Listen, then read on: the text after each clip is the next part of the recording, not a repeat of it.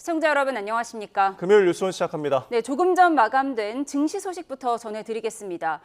네, 폭락했던 코스피가 오늘은 무려 17.91% 올라서 6,500선을 회복했습니다. 6,595.45의 장을 마감을 했고요. 개별 종목을 좀 보시면 삼성전자가 26.81% 올랐습니다. 26만 2,500원의 장을 마쳤고 SK하이닉스는 30% 가까이 올라서 171만 8천 원의 장을 마감했습니다. 네, 코스피가 1000포인트 넘게 상승을 했는데요. 코스닥도 동반 상승했습니다. 11.63% 오른 719.76의 장을 마쳤습니다.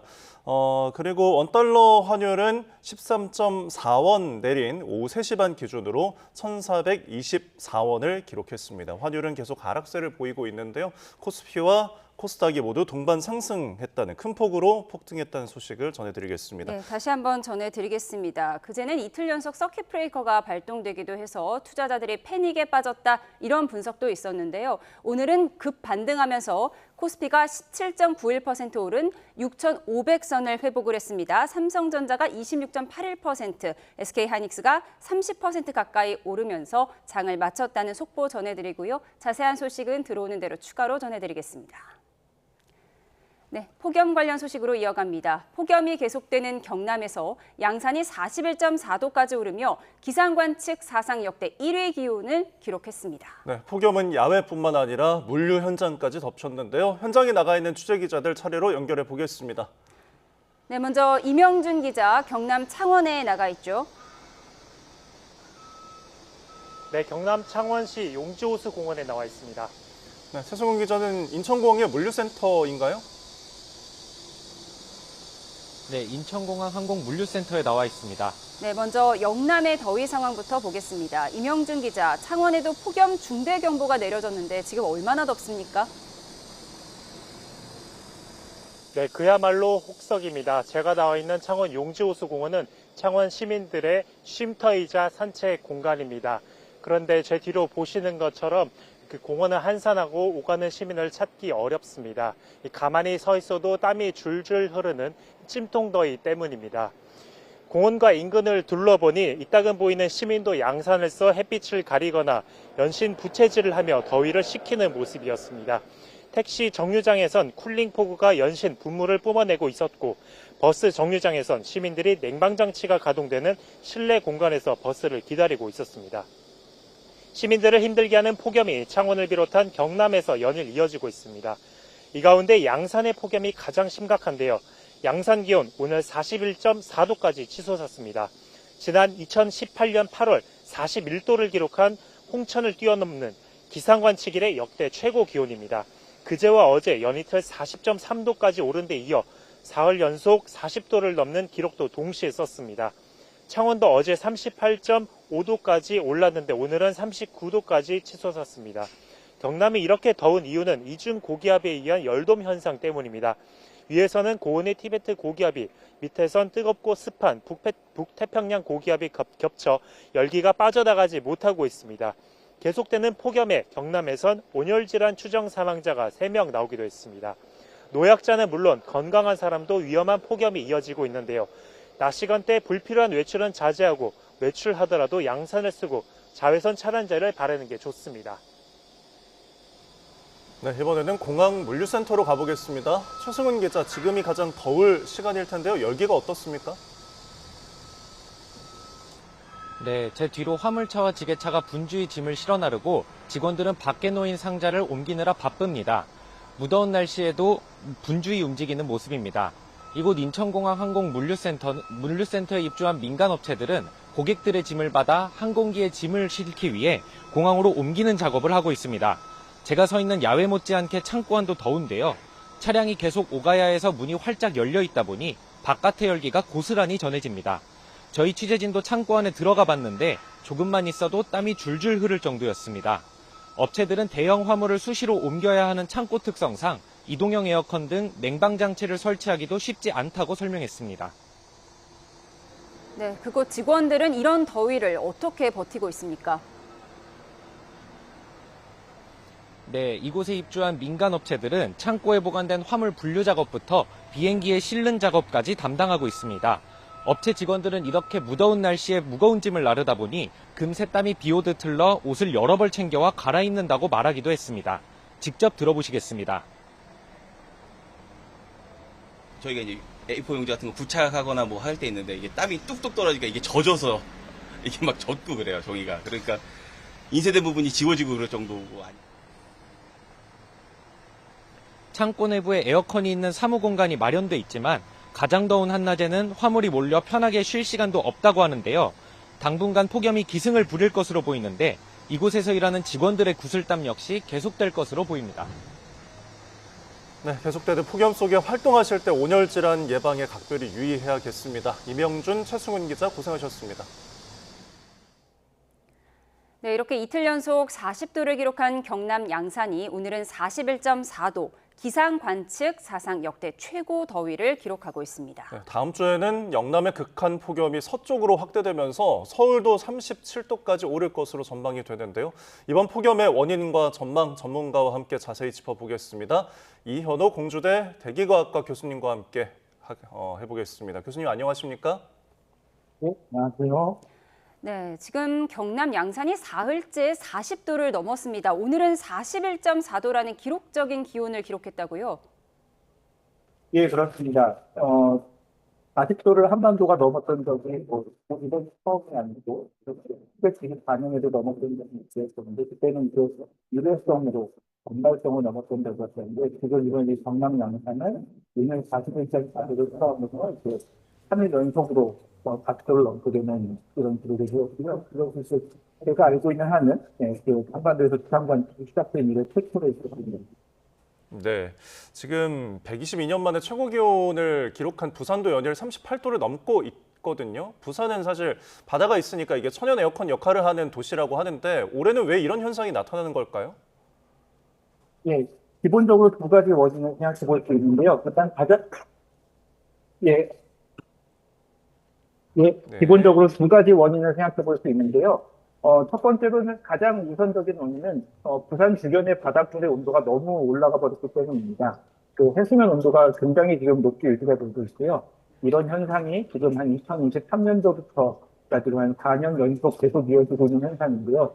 이렇게 바닷물의 온도가 너무 올라가다 보니까 물론 당연히 이제 바다에서 들어오는 공기 자체가 뜨겁은 게 하나의 원인이고 또 이렇게 바닷물의 온도가 굉장히 높아지면 거기에 있는 수증기량도 굉장히 많아지는데 이 많은 수증기가 부산 쪽, 해안 쪽으로 이제 공급이 되면서 이것이 이제 같이 온도를 상승하는 그런 요인으로 작용하고 있습니다. 네, 요즘 해안가 습식 폭염이라는 표현도 나오던데 지금 설명하신 부분과 같은 맥락일까요? 예, 맞습니다. 이제 해수면 온도가 상승하면 이제 온도가 올라가면 거기 안에 있는 수증기량이 많아질 수 있거든요. 특히 바다는 항상 수증기가 공급되는 곳이기 때문에 온도가 올라가면 계속 그에 따라서 수증기량이 늘어나는 지역인데 이 수증기가 지금 평년보다 굉장히 많은 상태로 유지가 되고 있고 그것이 이제 북태평양 고기압에서 남서풍을 따라서 계속 유지가 되면서 온도가 높고 그리고 습도가 높은 말씀해 주신 것처럼 식후경이라는 그런 상황이 계속 지속되고 있습니다. 예. 그런데 이런 뜨거운 낮의 열기가 밤에도 이어져서 지금 낮밤으로 더운데 앞서서 29일 기준으로는 전국 열대야 일수가 8.8일 역대 최장으로 기록이 됐거든요. 예, 그렇습니다. 사실 아직 7월입니다. 오늘 7월 마지막이긴 하지만 아직 7월이고 우리가 열대야는 8월까지 보통 계속 이어지기 때문에 현 시점에서 이것이 올해 기록이다 혹은 작년보다 많다 적다 비교하는 것은 조금 적절하지 않을 수 있습니다. 실제로 작년 7월에는 장마가 조금 일찍 끝난 해였었거든요. 올해는 장마가 좀 길게 지속됐던 해였는데 작년 7월에는 실제로 서울 지역을 기준으로 하면 열대야가 23일 나타났었습니다. 올해는 열대야가 현재 지금 13일 나타났고요. 그래서 작년보다 열대야 일수 그 자체는 지역마다 다르지만 서울이나 이런 서울, 대전 이런 우리나라의 서쪽 지역은 아직 작년에 비해서는 열대야 일수가 많이 나는데 작년에는 아까 말씀드린 것처럼 7월에 장마가 일찍 끝났기 때문에 열대야가 길게 많이 지속됐던 거고 다른 지역을 실제로 비교해보면 저희가 올해는 장마가 끝나자마자 계속 지금 쉬지 않고 열대야가 계속 이어지는 그런 시점이 있습니다. 작년과 조금 더 무섭게 느껴질 수 있습니다. 예, 올해 폭염 원인으로 이중고기압 또 한반도 열돔 이야기가 많이 나오는데 이게 이중고기압이라면 쉽게 말해서 이불이 두 겹이다 이렇게 비유되기도 하더라고요. 이게 예년과 달리 올해에만 나타나는 특성일까요? 사실 말씀해 주신 것처럼 북태평양 고기압은 저희가 뭐 굉장히 친숙한 용어이고요. 저희 한반도의 여름철에는 항상 있는 그런 현상입니다. 그래서 네. 뭐 이것이 문제가 되지는 않는데요.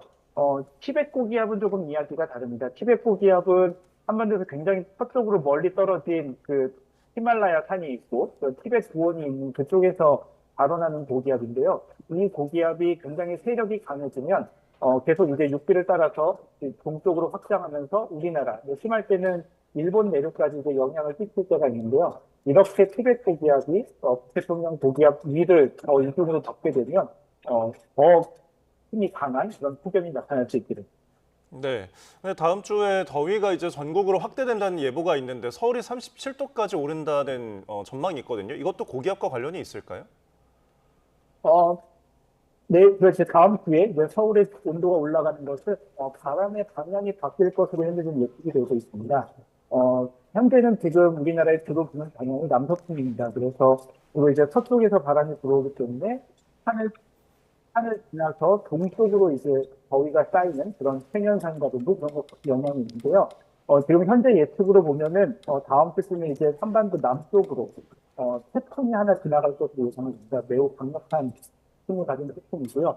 그 태풍이 한반도 남쪽을 지나가게 되면 이 태풍은 반시계 방향으로 바람이 불기 때문에 우리나라의 바람의 방향이 동쪽으로 바뀌게 됩니다. 동풍이 불게 되고요. 이렇게 동풍이 불게 되면 말씀하신 것처럼 이제 더운 지역이 반대로 한반도의 서쪽 지역이 불을 받게 됩니다.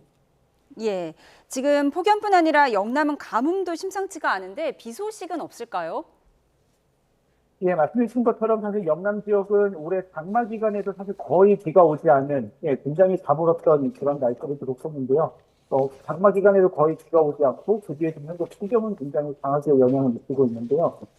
지금 앞으로 태풍이 크게 영향을 미치지 않는다면, 최소한 한 열흘에서 2주 사이에는 큰 비 소식은 없는 것으로 보입니다. 알겠습니다. 이현호 공주대 대기과학과 교수와 함께 날씨 상황과 자세한 전망을 짚어봤습니다. 오늘 말씀 고맙습니다. 예, 감사합니다. 일본 구마모토 현에서 일어난 강진으로 인한 사망자가 35명으로 늘었습니다. 네, 현재 40도에 육박하는 폭염이 계속되면서 이재민들의 고통도 이만저만이 아닌데요. 지진 피해 현장에 YTN 취재기자 나가 있습니다.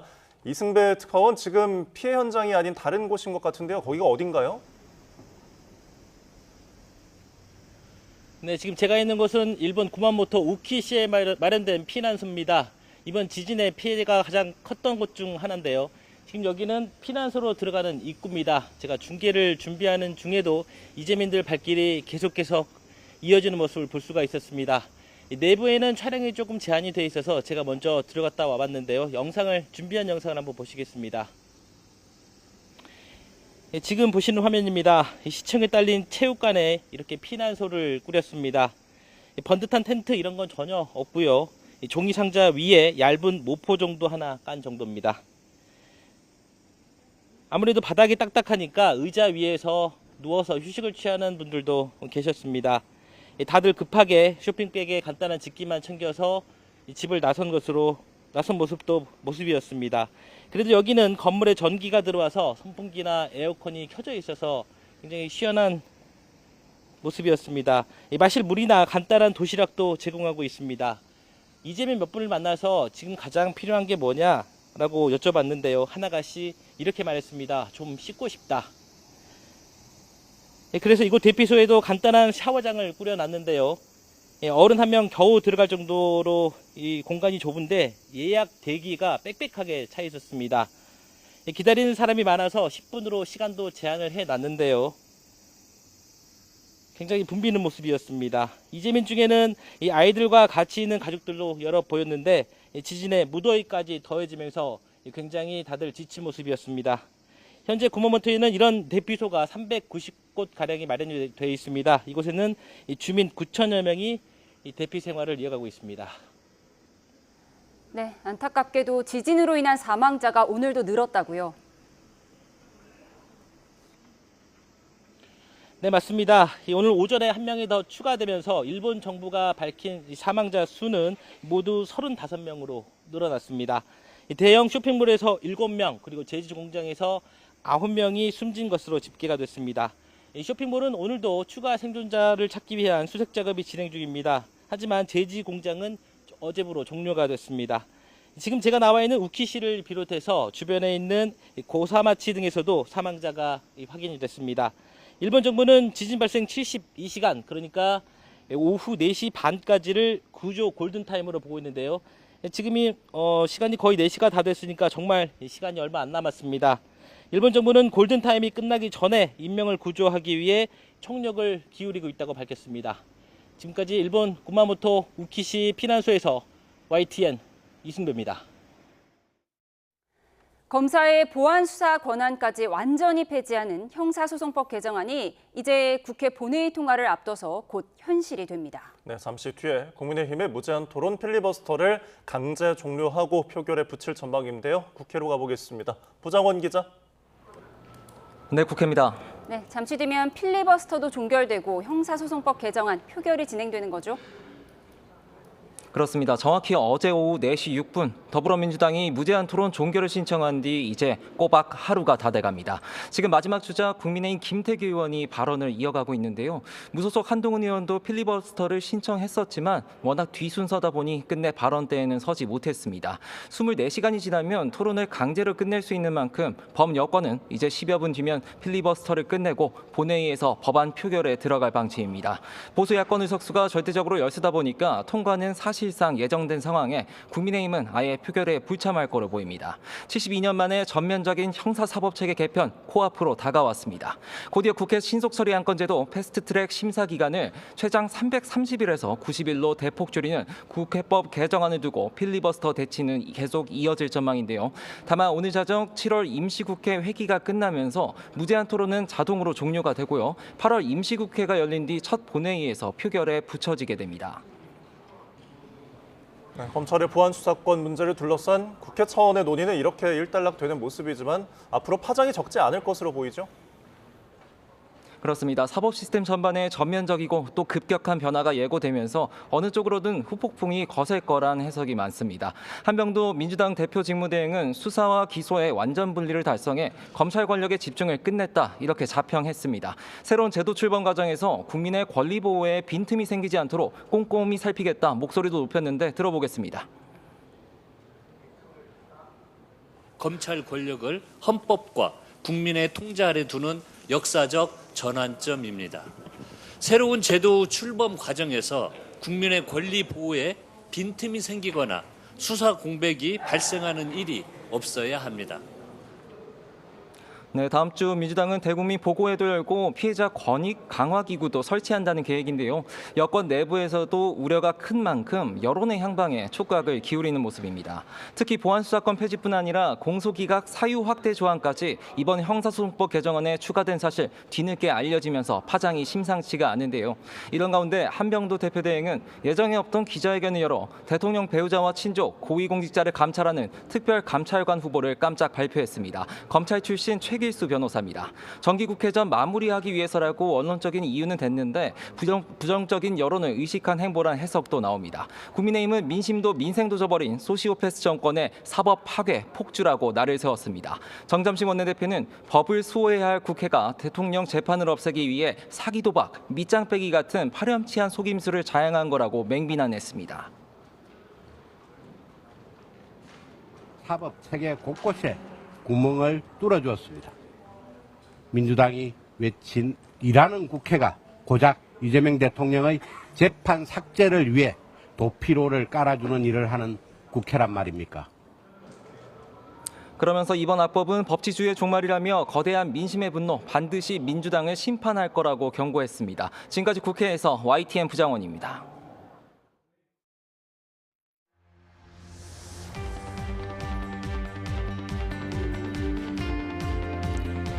네, 잠시 뒤 4시 6분 24시간 필리버스터마저 끝나면서 긴 논란의 검찰 보안 수사권 폐지안은 1시간 내에 본회의 문턱을 넘어 이제 현실이 됩니다.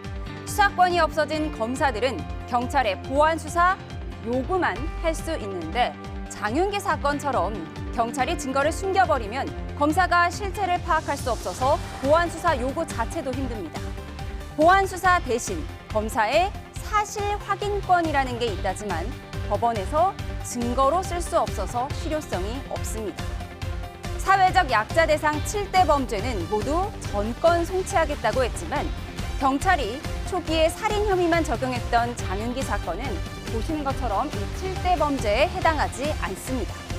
민주당은 역사의 전환점, 더 좋아진 형사소송법이라고 했고 국민의힘은 소시오패스 정권, 희대의 악법이라고 규정했는데요. 관련 영상 먼저 보고 오시죠. 민주당 주도로 국회 법사위를 통과한 형사소송법 개정안이 국회 본회의에 상정됐습니다. 이게 더 흉한 거 하나를 넣었더라고요. 한동훈, 주진우 참 못됐습니다. 정말 검사스럽습니다. 훨씬 더 좋아진 형사소송법입니다. 헌정사의 수치로 길이 남을 희대의 악법이 통과될 것입니다. 법을 수호해야 할 국회에서 사기도박, 밑장 빼기와 같은 파렴치한 속임수를 자행한 것입니다. 수사와 기소를 분리해 검찰 권력을 헌법과 국민의 통제 아래 두는 역사적 전환점입니다. 훨씬 더 좋아진 형사소송법입니다. 1% 때문에 검찰이 존재하는 겁니다. 대단히 불순한 의도가 있어요.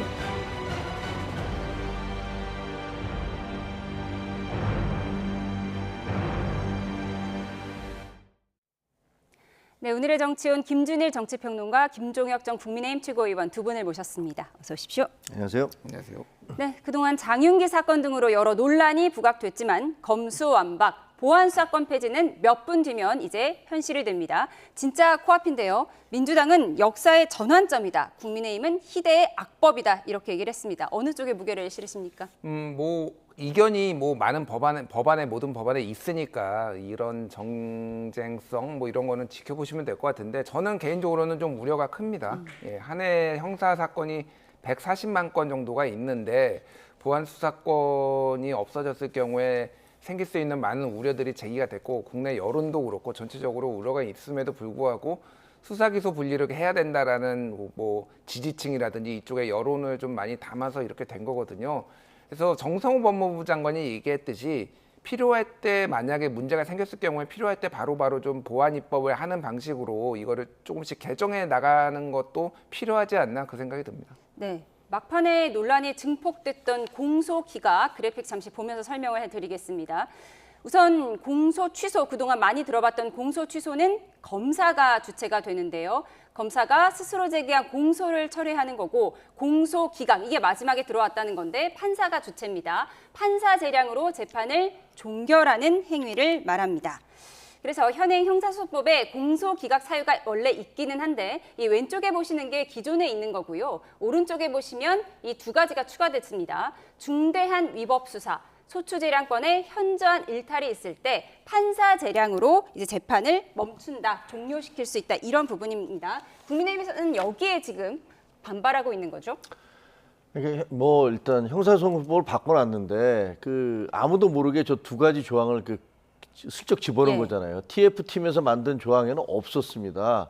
그런데 지금 저걸 집어넣었는데 원래 공소기각이라는 것은 현행 법에도 있어요. 그리고 아까 좀 보여주셨지만 이중 기소가 됐다든가 불법 증거 수집이 됐다라든가 아니면은 반의사 불벌죄인데 고소를 취하해 버렸다든가 이런 그냥 하게 돼 있어요. 근데 딱 두 가지 조항을 집어넣어서 현저하고 중대한 위법 수사나 재량권 이탈의 경우는 판사가 기각할 수 있다. 이렇게 기각한다 이렇게 놨는데 이게 뭐냐면 그 이전에 민주당에서 이재명 대통령의 재판을 중단시키기 위해서 공소 취소 특검법을 국정조사를 하면서 계속 주장해 왔던 내용.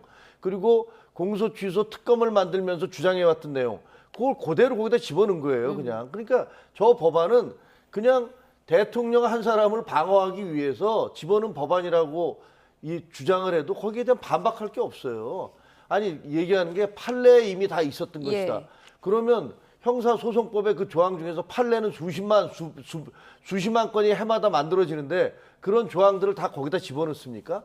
근데 아니거든요. 그러니까 제가 보기에는 저거는 정말 범죄자 천국에다가 그리고 피해자 지옥을 만들어 놓는 그런 법안에다가 슬그머니 대통령까지 대통령의 문제점들을 판사가 기각할 수 있는, 그래서 재판을 안 받을 수 있도록 하는 그걸 집어넣은 것이기 때문에 아마 국민적 저항이 어마어마할 겁니다. 예, 그러니까 쉽게 말해서 재판을 멈출 수 있는 조항들을 너무 많이 늘려놨다. 그래서 대통령 재판 지우기 아니냐. 국민의힘에서는 계속 이걸 지적하고 있는 거예요. 그러니까 이게 과정의 문제가 저는 좀 있다고 봐요. 그러니까 뭐 이제 김조혁 전 최고위원께서 말씀하신 거가 일부 일리도 있다고 보지만은 이게 처음에 어떻게 됐냐면은 민주당이 이제 김한규 의원이 중심이 돼서 발의한 법안이 하나가 있고, 그리고 소위 말하는 뭐 법사위 강경파 김용민 의원이라든지 아니면은 박은정 조국혁신당 의원이 발의한 법안이 하나가 있고, 나중에 이제 홍기원 의원이 발의한 보안수사권 일부 존치, 뭐 이 법안이 3개가 있었거든요. 그래서 이 법안은 김용민, 박은정 의원이 발의한 법안에 있었고, 그게 6월 26일이에요. 그 법안이 발의된 그러니까 강경파의 법안이었던 거죠. 네, 강경파의 법안에 이게 있었고, 거기에서는 이제 시민사회에서 이걸 요구해서 그걸 반영한 거다라고 얘기했는데, 실제 이제 그런 법안들이 여러 개가 올라오면은 병합 심사를 하거든요. 그래서 병합 심사가 돼가지고 병합이 된 게 28일이에요.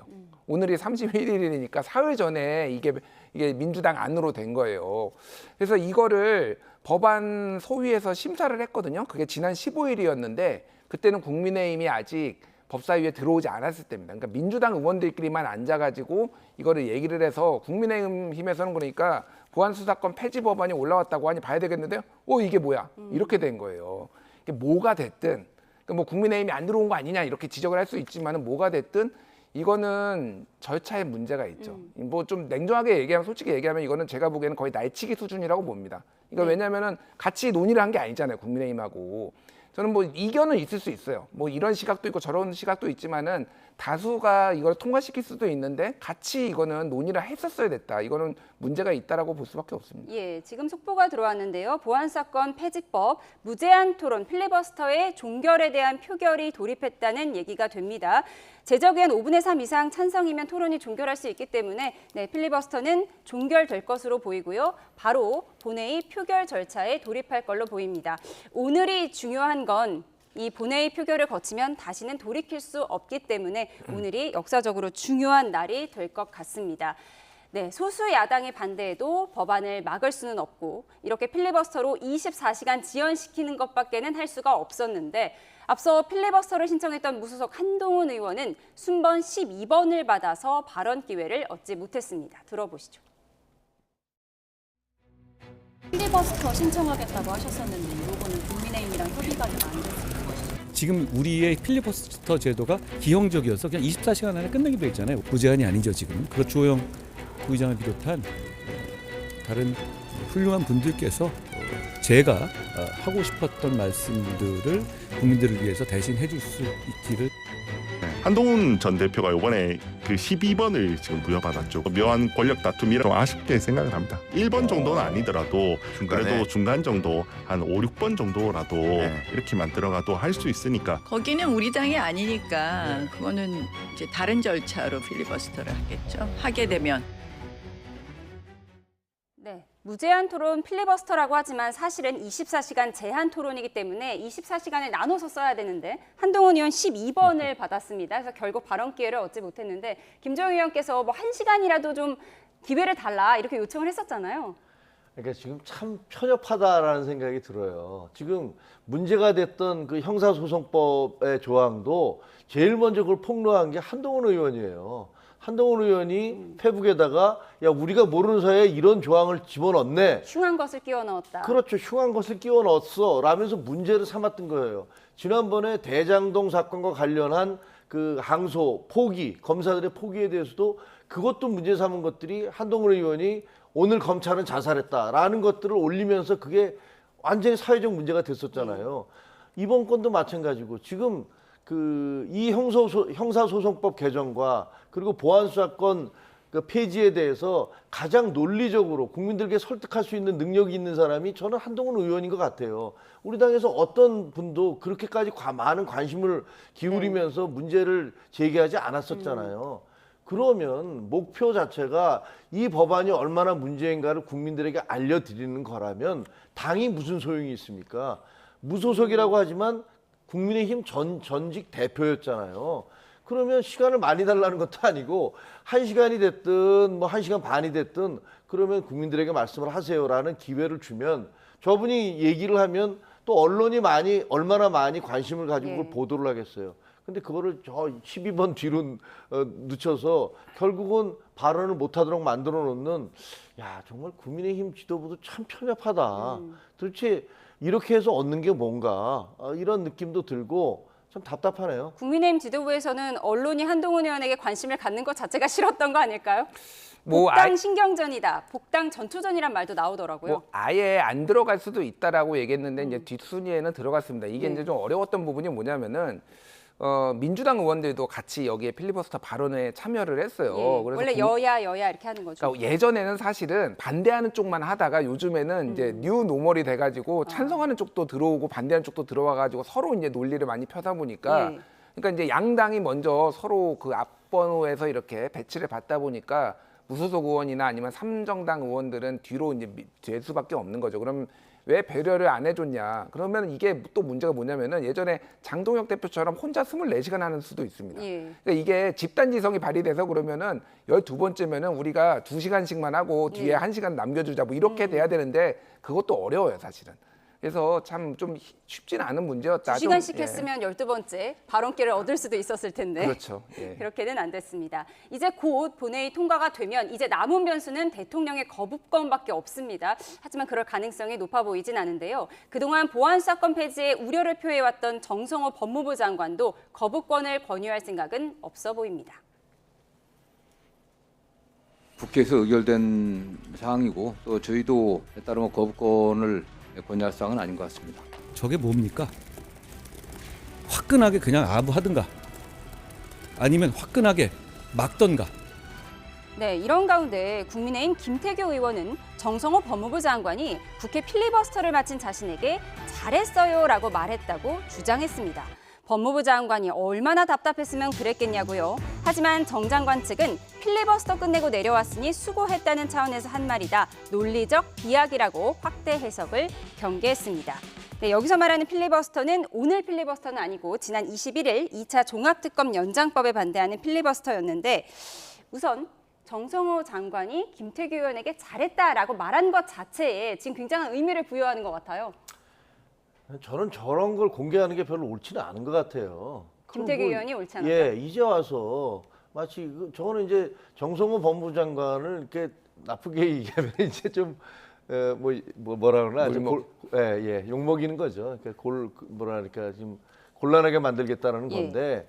그것도 뭐 지금 하는 것도 아니고 21일에 했다는 거니까. 근데 그때 이제 필리버스터에서 보안 수사권에 대해서 언급을 했는데 정성호 장관이 잘했다라고 했다 이런 주장입니다. 정성호 장관은 지금 보안 수사권에 대해서 어떤 입장인지 우리가 모두가 알잖아요. 근데 뭐 오죽하면 자기가 사퇴하겠다고 사임하겠다고 지금 저렇게 고집을 피우고 있겠습니까? 근데 저는 지금 이제 보안 수사권 문제 있잖아요. 이거 보면서 어떤 느낌이 드냐면 윤석열 전 대통령 때 의료 그 개혁한다고 의사 정원 왕창 늘린 거 있지 않습니까? 딱 그 느낌이 들어요. 이거는 헌법과 상식과 국민들의 어떤 기대 이런 것들에 다 어긋나는 거 아닙니까? 아니, 거기에 어긋나게 그렇게 밀어붙이면 그게 과연 어떤 후과를 가져오는지 이미 윤석열 정부 때도 다 봤던 거 아니에요? 근데 또 밀어붙이고 있어요. 저는 저희가 그거 밀어붙이면서 총선에서 완전 대패를 했습니다. 그런데 저는 이번 이 형사법 통과시키는 거 이걸 계기로 해서 민주당 정부, 이재명 정부가 이제 레임덕에 들어가기 시작할 것 같다라는 느낌을 받습니다. 굉장히 심각한 사태가 올 거예요. 한동훈 의원은 정성호 법무부 장관이 사임 의사를 밝힌 것에 대해서 화끈하게 아부를 하든지 화끈하게 막든지 해야 한다. 지금 잘못된 것을 막을 때 거는 것이지 도망갈 때 거는 것은 아니다. 이렇게 얘기를 했더라고요. 아픈 사람한테 너무 매정하네요. 한동훈 의원. 예. 지금 건강이 안 좋다 하셨으니까요. 수면 장애로 잠도 못 잔다고 하지. 지금 이빨은 다 흔들려가지고 임플란트를 한 7개 했다고 하지. 이런 사람한테 굳이 뭐 저렇게 매정하게 얘기를 해야 되겠습니까? 어쨌든 본인이 할 수 있는 한도 내에서 여러 가지 의견도 제시하고 법사위의 초선 의원들한테 모욕도 당하고 이러면서 노력하신 분한테 너무 매정하게 할 필요는 없다. 그 생각이 듭니다. 네, 지금 화면을 보면 정성호 법무부 장관과 한동훈 의원이 저렇게 본회의장에 같이 앉아 있습니다. 전현직 법무부 장관이 지금 원샷에 잡히는 이런 모습이 노출이 됐어요. 아니 근데 이거는 뭐 매정하고 뭐 다정하고의 문제가 아니잖아요.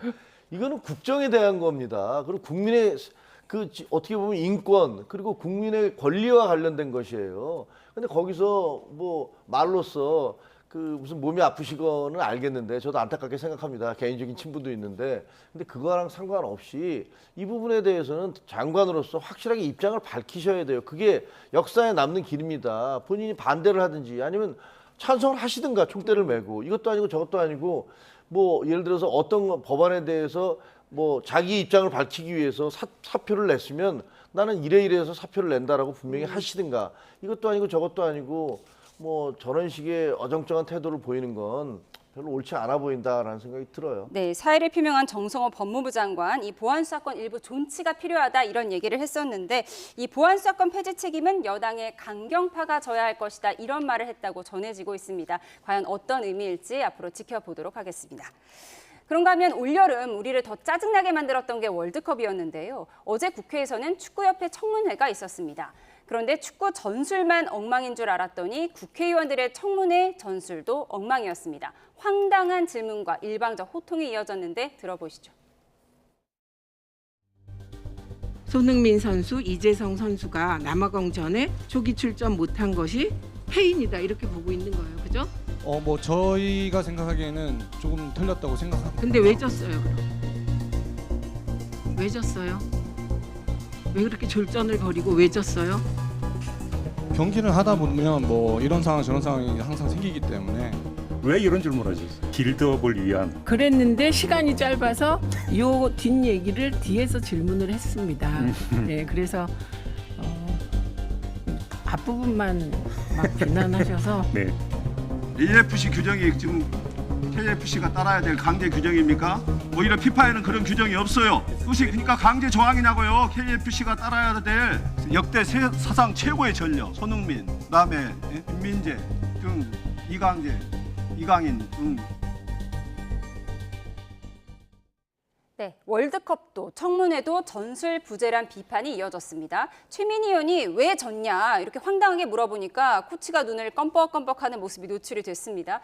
어떻게 보셨어요? 오늘 최민희 의원이 라디오에 나와서 해명은 했어요. 내가 뒤에 질문하려던 걸 시간을 압축해서 하다 보니까 그렇게 된 거다 이렇게 얘기를 했거든요. 근데 이제 이 최민희 의원님의 열정과 뭐 이거 의지는 알겠는데 제가 보기에는 솔직히 이거는 유튜브 쇼츠 정치의 폐해다. 왜냐하면은 저 앞단에 뭐가 있었냐면은 유튜브 쇼츠를 하나 가져와요. 최민희 의원이 트는데 뭐냐면은 이강인 선수가 벤치를 향해서 뭐라고 막 하는 건데 거기에 이제 뭐라고 주석이 달려 있었냐면은 손흥민을 빨리 투입해라 이렇게 벤치에 얘기하는 거였거든. 이렇게 얘기하는 걸로 해석이 달려 있었거든요.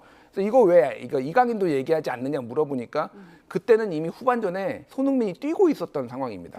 그래서 그거를 설명을 하는 게 팩트 확인도 되지 않았던 거죠. 예, 그거를 그냥 쇼츠를 아무거나 가져온 거예요, 사실은. 그러니까 이걸로 좀 주목을 받아보려고 하는데 그게 안 돼 틀어지니까 이제 왜 졌어요가 나온 거거든요. 그래서 8년 전에 이제 WBC 관련해서 선동열 감독 그때 청문회 때도 왜 선수 교체를 이렇게 했느냐 안 했느냐 그래서 좀 전문성이 없는 국회의원들이 질의를 해서 논란이 있었는데 이번에도 이런 일이 반복된 게 좀 안타깝고 유감이다 이런 생각을 합니다. 네, 국민들의 관심이 많다 보니까 사실 청문회 스타가 탄생할 수도 있는 자리였는데 사람들의 한숨만 커진 것 같습니다. 심지어 AFC와 KFC를 헷갈리는 일도 있었어요. 근데 저는 그 청문회장에서 저렇게 헛소리하는 국회의원들 모아다 청문회를 한번 해야 돼요. 도대체 당신은 무슨 생각을 가지고 그런 질문을 하는 거냐라는 것들을 정말 청문회를 해봤으면 좋겠어요. 아니 그냥 앉아서 소리만 빽빽 지르면 답니까? 그리고 청문회 제도 정말 개선해야 됩니다. 외국 같으면은 의원들이 나서지 않아요. 그리고 전문가들이 나서서 그 분야에 대해서 문제를 제기하고 대답을 듣다가 의원들은 거기에 좀 궁금한 사항이 있으면 끼어들어서 한마디씩 질문하고 이러거든요. 근데 우리는 지금 이 청문회가 국회의원도 쇼하기 위한 장소예요. 대답 잘 듣지도 않잖아요. 아니 그리고 증거를 왜 졌냐고 물어보면 뭐라고 대답을 해야 됩니까? 저희가 참 한심해서 졌습니다. 뭐 이렇게 얘기를 해야 되나요? 이모경 의원이 물어보더라고요. 16강 이상으로 16강에 갔으면 이 자리에 왔을 거라고 생각합니까? 그랬더니 정몽규 회장이 안 왔을 거라고 생각합니다. 그러니까 이겼으면 안 오는 건데 아니 재수 없어서 이기지 못해서 왔다라는 그런 생각인 거 아니에요. 그 물어보는 사람도 그렇게 생각하고 아니 이게 지금 축구협회의 문제점, 근본적인 문제점을 개선하기 위해서 청문회를 하는 그 자리에서 나올 수 있는 대화가 맞습니까? 예, 말씀하신 것처럼 대한축구협회의 폐단을 비판해야 할 청문회입니다. 그런데 청문회에 나선 문체의 국민의힘 의원이 뒤로는 청문회 증인인 정몽규 전 대한축구협회장에게 부적절한 문자를 보낸 것이 포착됐습니다. 내용 함께 보실까요? 국민의힘 윤용근 의원이 더 잘 배려해드렸어야 했는데 송구하다고 하자 정 전 회장은 신경 써주셔서 감사합니다. 이런 자리 말고 다른 자리에서 인사드리겠습니다. 정몽규 드림 이런 문자를 보냈습니다. 네, 자세히 한번 보시죠. 그런데 정 선배님한테 연락을 받았습니다라고 되어 있는데 이 정 선배님이 누구일까요? 문자에 등장하는 정 선배, 정진석 전 비서실장 맞죠? 프라이버시에 관한 문제이기 때문에 제가 여기서 말씀 안 드리겠습니다. 고려대 동문이죠? 고대 카르텔 소리가 안 나올 수가 없습니다. 프라이버시에 관한 문제인데 그걸 꼭 말씀드려야 되는지 또 제 판단이 안 씁니다. 그냥 현재 놀고 계신 분입니다. 네, 현재 놀고 계신 분이 누구일지. 네, 청문위원인 윤용근 국민의힘 의원이 더 잘 배려해드렸어야 했는데 송구합니다라고 정 전 회장에게 문자를 보낸 거예요. 이게 참 공수가 바뀐 것도 아니고 어떻게 얘기해야 할까요? 그러니까 이게 퍼즐을 맞춰보면은 윤용근 의원이 이번에 재보궐선거에서 공주부여 청양에 들어온 거죠. 거기가 전 의원이죠. 이제 김수현 의원이 이번에 충남지사가 되고 그 전 의원이 정진석 5선을 했던 정진석 전 의원 전 대통령 비서실장이고 그러니까 다 연결돼 있는 거예요. 그리고 원래 이번에 나가려고 하다가 접었죠. 그렇죠. 그래서 이제 들어오게 된 윤용근 의원이 들어오게 된 거고. 그리고 확실한 것 같아요. 현재 놀고 계신 분이다. 정진석 실장이 지금 현재 놀고 계시거든요. 그래서 이보다 더 확실한 증거가 있느냐 이 생각이 들어요. 그래서 저는 진짜 국회의원들 진짜 죄송한데 뇌가 궁금합니다. 보안 필름 좀 붙이면 안 되나요? 저렇게 은밀한 거를 하려면 좀 안 보게 하면 안 될까요? 왜 이렇게 맨날 걸리는지 저거 자체도 부적절하죠, 솔직히. 부적절한데 저거 왜 맨날 걸리는지도 잘 모르겠고 이거는 글쎄요, 뭐 고대 카르텔인지 제가 그거는 모르겠습니다만 어쨌든 이렇게 뭐 회장님이 나오든 좀 유력자가 나오면 이렇게 국회의원들이 얼마나 구신되고 있는지를 좀 보여준 아주 씁쓸한 단면이 아닌가 보여집니다. 네, 축구협회 청문회가 최민희 의원에 왜 졌냐 그리고 바로 이 문자 파동만 기억에 남는 것 같습니다. 그렇습니다. 뭐 여야 모두 정말 부끄러운 단면이잖아요. 그리고 국회의원이 뭐가 송구합니까? 아니 축구협회장 와갖고 지금 여러 가지 논란이 있잖아요. 그 인사가 제대로 된 거냐, 당신이 전횡하고 있는 거 아니냐, 당신이 축구협회 망치고 있는 거 아니냐 이런 거 묻고 따지려고 부른 거잖아요. 근데 거기다 대고서 배려를 못 해드려서 송구합니다라는 얘기가 도대체 무슨 얘기인지를 잘 모르겠어요. 그럼 여기 그냥 한번 쇼하려고 했는데 아니 그거 잘 못해갖고 죄송하다 이런 얘기인가요? 좀 답답합니다. 예. 그런데 이 놀고 있는 선배가 대체 누구인가 물어봤더니 계속 프라이버시라고 대답을 안 해요. 하지만 우리 모두 지금 정진석 전 비서실장이라고 짚고 있는 거예요. 네, 그럴 가능성이 매우 높아 보입니다. 그리고 저게 왜 프라이버시인지는 잘 모르겠어요. 그냥 진술을 하는 건데 저기에 나온 그 얘기 들었던 통화했던 사람이 정진석 의원이라고 만약에 전 의원이라고 얘기를 하면 그게 개인의 프라이버시에 무슨 해당이 되는지는 그건 잘 모르겠습니다. 그러니까 정진석 전 비서실장과 정몽규 전 회장이 같은 고대 카르텔이다. 지금 노정면 의원은 뭐 이렇게 주장을 하고 있는 노정면 의원도 고대예요. 그럼 뭐 그렇게 따지면 저도 고대고 그렇다고 해서 같은 학교 나와서 다 카르텔이 되는 건 아닙니다. 예. 그런가 하면 저기도 고대네 보니까. 아, 예. 고대 카르텔은 아니신 걸로 네, 그렇게 정리를 하겠습니다.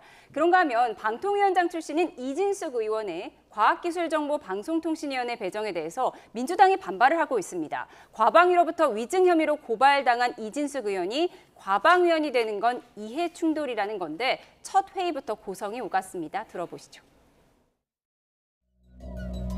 재직하던 기관을 자신이 감사하는 사실상의 셀프 감사의 주체가 될 수도 있는 것입니다. 과방위의 공정성을 위해 떠나십시오.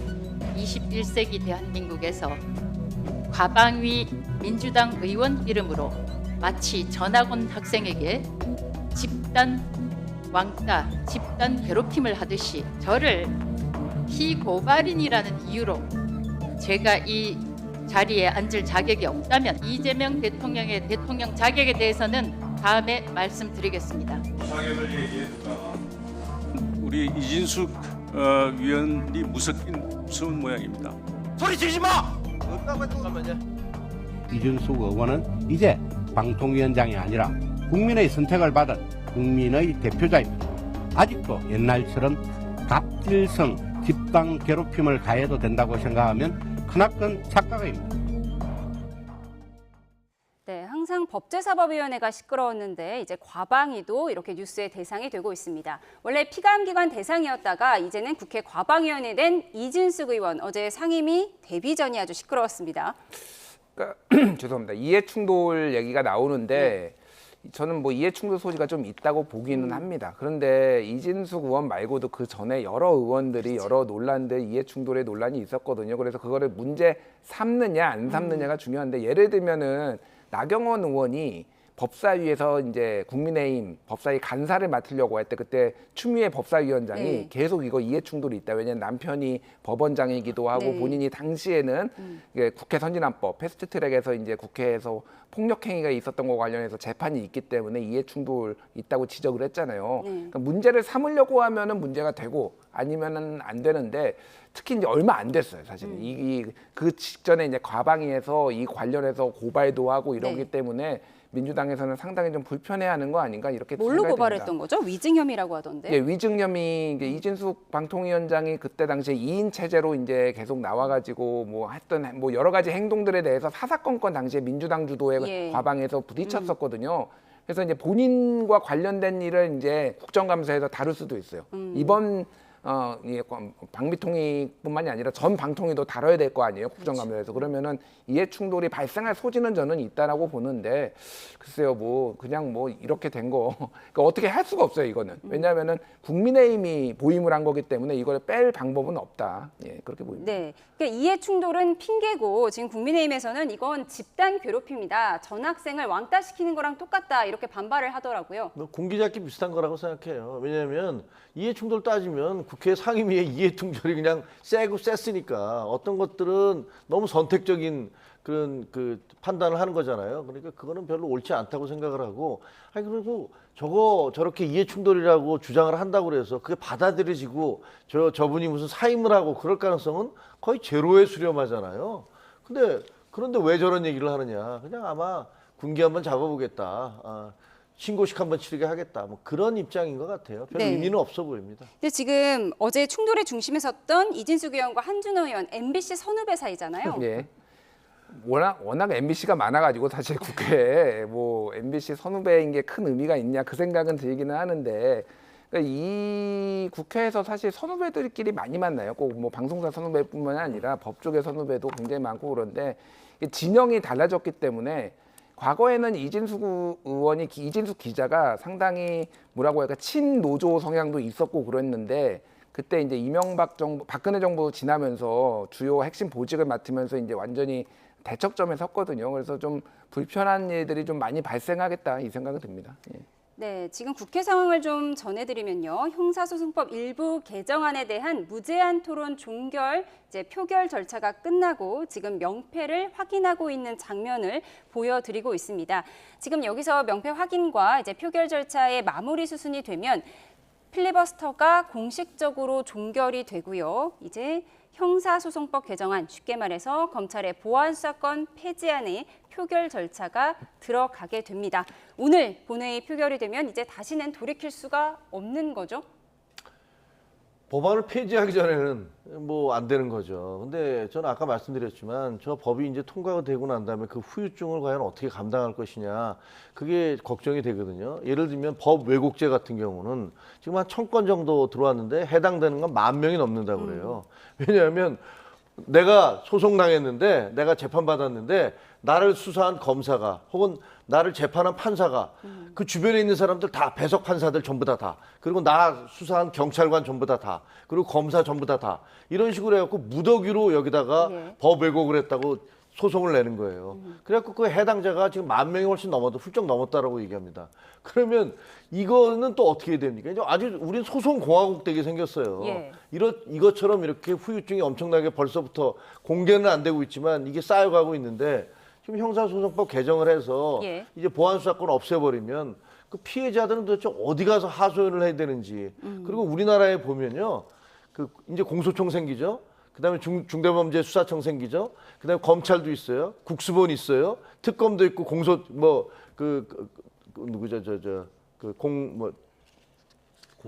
공수처도 있죠. 아, 이름이 생각 000 하니까 이제 헷갈리네. 그래서 도대체 어떤 사람이 피해를 당하잖아요. 그럼 나는 내 피해를 어디 가서 구제를 받아야 돼? 이것도 정말 헷갈려요. 어떤 건 7대 범죄, 어떤 건 8대 범죄, 9대 범죄, 무슨 일반 범죄, 중대 범죄. 이게 도대체 이렇게 복잡하게 만들어 놔서 사람들로 하여금 이게 인권을 보장하자는 건지 아니면 인권을 그냥 바닥으로 쳐박겠다는 건지 알 수가 없습니다. 이 부분에 대해서 이것의 후유증에 대해서 분명히 민주당 책임지셔야 될 겁니다. 예, 지금 계속해서 본회의장 화면을 보여드리고 있습니다. 어제 4시 6분에 필리버스터가 시작이 돼서요. 조금 전 4시 6분에 정확히 24시간 동안의 필리버스터가 종결이 됐고 지금 종결 표결을 진행하고 있습니다. 공식적으로 필리버스터가 끝나고 나면 형사소송법 개정안 보안사건 폐지안이 이제 통과되게 됩니다. 저희가 화면 왼쪽으로 그 내용을 보여드리고 있습니다. 잠시 들어보시죠. 가 183표로서 가결되었음을 선포합니다.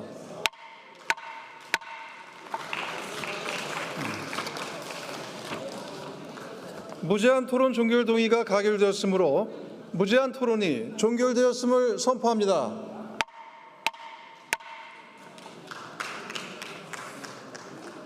그러면 형사소송법 일부 개정 법률안 대안을 의결하도록 하겠습니다. 투표해 주시기 바랍니다.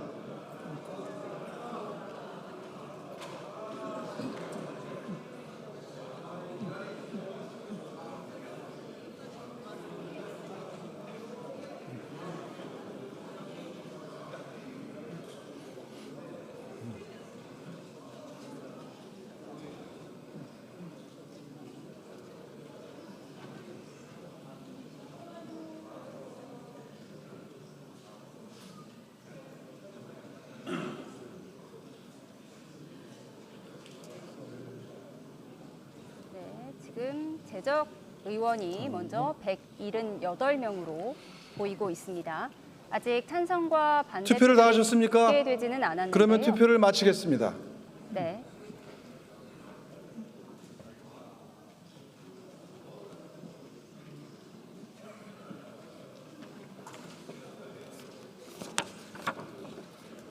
투표 결과를 말씀드리겠습니다. 채석 178인 중 찬성 175인, 반대 2인, 기권 1인으로서 형사소송법 일부 개정 법률안 대안은 가결되었음을 선포합니다.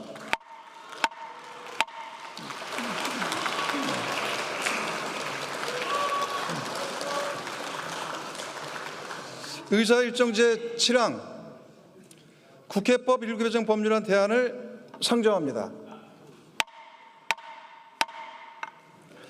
국회 운영위원회 김한규 의원 나오셔서 제안 설명해 주시기 바랍니다.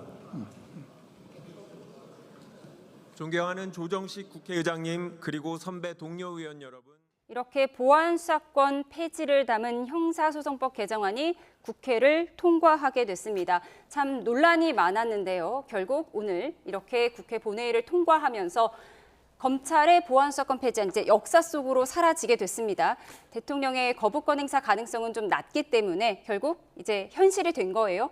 이제 가보지 않은 길이에요. 사실은 오랫동안 이제 검찰이 수사도 하고 여러 가지 권한들이 있었는데 이제 수사 기소를 완벽하게 분리한다라고 하기 때문에 안 가본 길이기 때문에 좀 시행착오도 있을 거라고 봅니다. 그래서 김재욱 최고위원이 말씀하신 그 우려도 저도 충분히 공감을 하지만은 시행착오를 최소화하면서 아까 전에 말씀드렸지만은 보완 입법이 필요하면은 다시 수기를 통해서 좀 보완을 하고 이런 절차를 좀 밟아야 되지 않을까 그렇게 보입니다. 예, 지금 보니까 찬성 175명, 반대 2표, 기권 1표입니다. 네. 지금 재석 의원이 178명인 거 보니까 국민의힘 의원들은 다 나간 것 같고요. 법이 통과되니까 민주당 의원들이 박수 치는 소리까지 들렸습니다. 민주당의 곽상원 의원이 반대를 했더라고요. 또 이주영 의원은 지금 저 개혁신 그쪽이시죠? 개혁신당이요? 예. 그런데 두 분이 반대를 했는데 저는 어떤 느낌이 드냐면요. 이게 저 풍경이 어디서 많이 본 것 같지 않습니까? 과거에 군사정권 시절에 일방적으로 그냥 땅 통과 했던 그 장면을 상당히 연상시키는 그런 모습이에요. 그리고 말이죠. 그 이전에 이런 정책들에 대해서 우리가 많이 문제를 제기한 적이 있습니다. 최저임금에 대해서도 그렇게 빨리 많이 올리시면 큰일 납니다. 라고 하는데 민주당이 그냥 밀어붙였어요. 그래서 그때 소상공인들 피눈물 나게 만들었던 거 아닙니까? 그 다음에 임대차 보호법 3법 같은 것도 이런 식으로 하면은 정말 난리 납니다. 라고 얘기했는데도 그거 그냥 밀어붙이셨어요. 그래서 집값 그냥 하늘 꼭대기까지 상승하게 만들고 전세, 그다음에 임대차, 소위 말하는 전세 월세 사는 분들, 그런 분들 피눈물 나게 만들었는데, 아니 이런 게 문제가 많다라고 그렇게 수없이 얘기하는데도 그냥 밀어붙이는 그 배짱은 도대체 어디서 나오는 건지 저는 알 수가 없고, 이것도 마찬가지고 그냥 가봐야지 압니까? 수많은 사람들이 다 그렇게 얘기하는데, 그럼 소수의 지금 민주당 의원들 제외하고서 국민들 중에서도 60몇 %가 반대하고 있습니다. 법률가들, 심지어는 민변 변호사들도 다 안 된다, 큰일 난다 이렇게 얘기를 하고 있습니다. 누구를 위해서 저 법을 가는 겁니까? 민주당 의원들 소수의 어떤 그 검찰에 대한 악감정, 검사는 악마야라고 주장하는 그것들을 충족시켜주기 위해서 저렇게 법을 통과시키나요?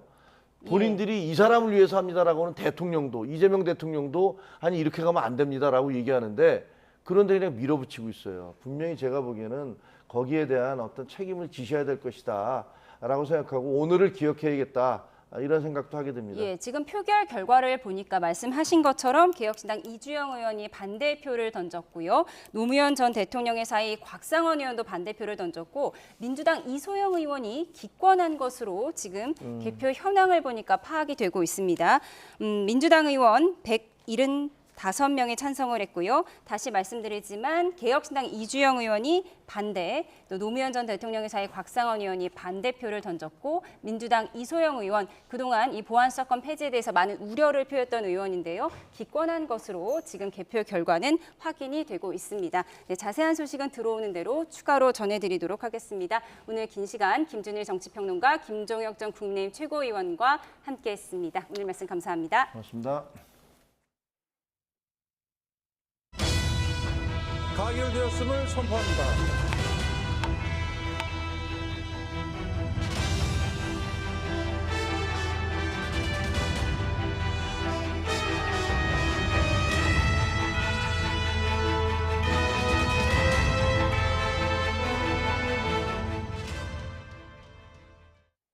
네, 지금 속보로 전해드린 것처럼 형사소송법 개정안이 국회 본회의를 통과하면서 앞으로 검찰의 직접 수사는 물론 보안수사권도 완전히 폐지가 됐습니다. 보안수사권 폐지 우려에 따라서 7대 범죄에 대한 전권 송치 의무화 등 보완책들도 추진될 예정입니다. 안동준 기자입니다. 본회의를 통과한 형사소송법 개정안의 핵심은 검찰의 직접 수사권 완전 폐지입니다. 장윤기 사건에 대한 경찰의 수사무마 의혹 등으로 쟁점으로 떠올랐던 보안수사권 역시 결국 검찰의 손을 떠나게 됐습니다. 대신 경찰에 이를 요구할 수 있는 보안수사 요구권만 남았습니다. 기존에는 1차 수사권은 경찰이, 중대범죄 사건에 대한 직접 수사권과 송치 사건에 대한 보안수사권은 검찰이 나눠 가졌는데, 이번 개정안으로 오직 사법경찰관만 사건을 수사할 권한을 갖게 됐습니다. 수사권을 부여받은 행정공무원인 특별사법경찰관에 대한 지휘감독 권한도 삭제되면서 검사의 권한은 크게 줄었습니다. 검찰 보안수사권 폐지로 인한 사각지대를 방지하기 위해 별도 법안을 통한 보완책도 추진됩니다. 아동학대와 성범죄 등 사회적 약자를 대상으로 한 7대 범죄는 사건 기록 전체를 검찰로 넘기는 전권 송치를 의무화할 방침입니다. 또 올가을 출범하는 중대범죄 수사청 내에 보안수사 전담부서를 신설해 보호장치를 마련한다는 계획입니다. 본회의 상정 막판에는 공소기각 판결 사유에 중대한 위법 수사 등이 포함되며 공소기각 판단을 내릴 수 있는 범위가 한층 넓어졌습니다. 이번 형소법 개정으로 수사와 기소의 완전 분리라는 검찰개혁의 큰 틀은 갖춰졌습니다. 다만 후속 법안을 통한 보완책이 부작용을 충분히 해소할 수 있을지를 두고 진통은 계속될 전망입니다. YTN 안동준입니다. 개정된 형사소송법에서 검찰의 보안수사권 폐지 부작용을 막을 대안 중에 하나로 제시된 건 보안수사 요구권을 강화하는 겁니다. 검사가 보안수사를 요구하면 경찰은 한 달 내에 처리해야 한다는 내용인데, 그 실효성을 두고는 회의적인 목소리가 나옵니다. 우종훈 기자입니다. 검찰 보안수사권 폐지에 따른 부실, 지연 수사를 막기 위한 장치로 보안수사 요구권이 강화됩니다. 이에 따라 사법경찰관은 검사로부터 보완 수사 요구를 받았을 경우 이를 한 달 안에 처리해야 합니다. 대통령령인 수사준 측에서 3개월 내에 하도록 한 보완 수사 처리 기간을 법률로 규정하고 기간도 단축한 겁니다. 공소청장이 보완 수사를 맡을 수사기관을 지정하고 요구에 응하지 않는 사법경찰관을 교체할 수도 있게 했습니다. 사건 처리가 늘어지는 걸 막겠다는 취지인데 법조계에서는 회의적인 반응들이 나옵니다. 한 현직 검사는 보완 수사를 요구하면 지금도 3개월을 넘기기 일쑤인데 경찰에 사건이 몰리면 더 늦어질 수밖에 없다며 실현 가능성에 물음표를 던졌습니다. 실제 통계를 보면 지난해 하반기 검찰이 보완 수사를 요구한 사건 중 한 달 안에 처리된 건 10건 중 3건에 불과했습니다. 전체의 24.3%는 3개월을 넘겼거나 보완 수사 요구가 이행되지 않은 경우였습니다. 대검찰청도 보완 수사권 폐지로 요구 절차만 반복될 수 있다며 직무배제나 징계 요청 같은 사후적 조처만으로 수사 지연이나 사건 암장 문제를 해소하긴 어려울 거라 내다봤습니다. 추후 이른바 7대 범죄 사건에 대한 전권 송치가 이루어지더라도 검사가 사건을 직접 수사하지 못해 거듭 보완을 요구할 수밖에 없다는 우려도 나옵니다. 보완 수사 요구권을 강화하도록 했지만 실효성에 의문이 제기되는 만큼 혼란을 막을 세부 대책이 필요하다는 지적입니다. YTN 우종훈입니다. 13만 명 규모의 경찰은 앞으로 사실상 사건 대부분을 처음부터 끝까지 수사하게 됩니다. 검찰의 직접 보완 수사가 폐지되면서 사건 처리와 수사의 완성도를 둘러싼 우려가 제기되는데 인력 확충과 제도 정비 등 대책이 필요하다는 지적입니다. 김다연 기자입니다. 검찰 보완 수사권 폐지 국면에서 불거진 장윤기 사건은 경찰 수사에 대한 의구심을 키웠습니다. 1차 수사 결과를 검증할 장치가 약해질 거란 우려가 커지자 경찰은 일단 믿고 맡겨달라고 진화에 나섰습니다. 경찰의 수사권은 국민께서 위임해 주신 것임을 경찰 모든 구성원이 마음에 새기고 하지만 이미 검경 수사권 조정으로 경찰이 1차 수사 종결권을 갖게 된 뒤 경찰 수사 결과를 다시 판단해달라는 요구는 꾸준히 늘고 있습니다. 지난 2021년 2만 7천여 건이던 불송치 이의 신청은 지난해 5만 6천여 건으로 2배 넘게 증가했습니다. 수사의 적정성 등을 판단해달라고 요청하는 수사심의 신청도 같은 기간 3배 가까이 늘었습니다. 변호사 등 전문가들은 법리가 까다로운 경제 범죄나 피해자 보호가 중요한 사회적 약자 사건은 수사 빈틈을 보완할 안전장치가 특히 필요하다고 지적합니다. 국가가 책임져야 할 역할을 생략한 채 취약한 피해자 개인에게 모든 부담과 개인을 떠넘겨서도 안 됩니다. 검찰의 직접 보완 수사는 폐지되고 보완 수사 요구권만 유지되는 만큼 사건이 검경을 여러 차례 오가며 처리가 늦어질 수 있다는 우려도 나옵니다. 실수사관 1명이 맡는 사건은 지난 2020년 108건에서 지난해 133건으로 증가한 가운데 앞으로 경찰의 업무 부담이 더 커질 거란 전망도 있습니다. 하지만 확대된 경찰의 수사 권한을 뒷받침할 내부 지침과 인력 확충 방안은 아직 준비 중인 상황입니다. 보완 수사 못지않게 이런 수사를 보완하는 인프라의 대폭적인 보충이 시급한 것이다. 수사 완성도를 스스로 책임져야 한다는 부담 속 13만 공용 경찰이 확대된 권한에 걸맞은 인력과 제도를 얼마나 갖추느냐가 새 형사사법체계 안착의 관건이 될 전망입니다. YTN 김다연입니다.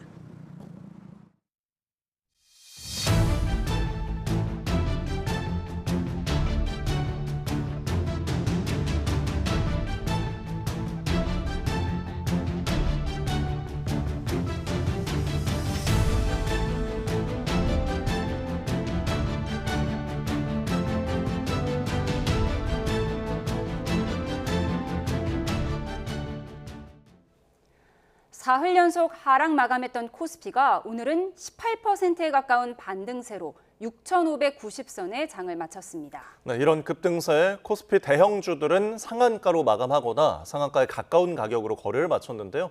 취재기자 연결해 알아보겠습니다. 윤태인 기자, 오늘 코스피가 역대급으로 반등했죠? 네, 코스피는 17.91% 오른 6,595에 장을 마쳤습니다. 오늘 하루에만 1,000포인트 넘게 올랐는데요. 이에 따라 연이은 급락장에 5천조 원 아래로 내려앉았던 시가총액 합계는 5,400조 원대로 올라섰습니다. 앞서 장 초반부터 달려나간 코스피는 1.15% 오른 5,658로 장을 열었습니다. 오늘 코스피 시장에 매수 사이드카가 발동된 건 개장 10분도 되지 않은 오전 9시 6분이었습니다.